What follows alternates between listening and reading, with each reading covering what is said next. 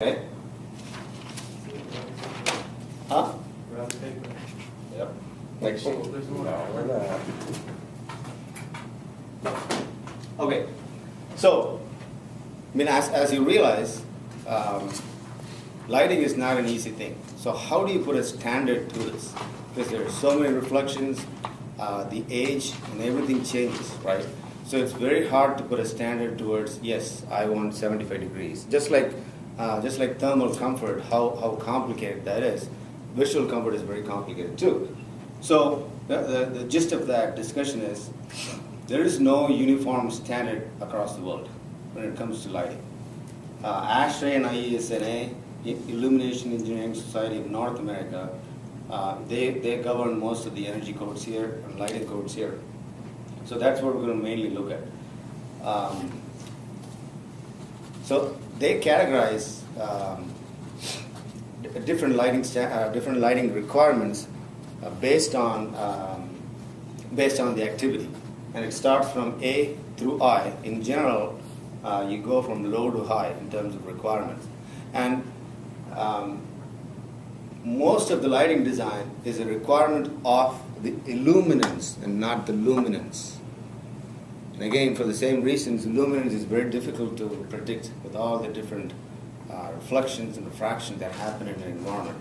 So most of the lighting standards are very limited, and they only look at illumination. They have a maximum as far as how many lumens a lamp or a light fixture can put out.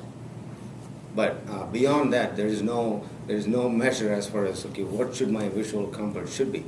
In the older days, they used to have a standard called VCP. Just like for thermal comfort, you have the predicted mean vote, PMV. That's a way of saying how many people in that space will be feeling comfortable.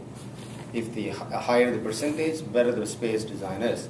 Likewise, in the older days, they used to have something called VCP, which is the visual comfort probability, which is taking the amount of people in a given space, how many percentage will feel comfortable visually, and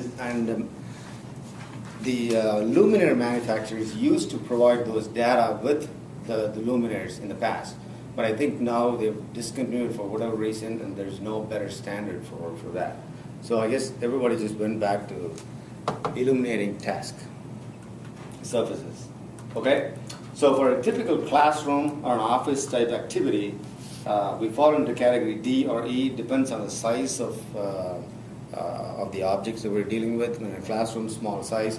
So it's D, it's E. So the range is, so far IESNA only gives ranges. They don't exactly tell thou shall have 50 foot candles. No, they give us a range of 20 to 30 to 50, and I don't know why.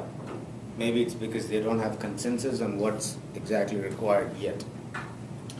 So, but these are only starting ranges, and these ranges change based on some of the other factors like age, based on speed. If, for instance,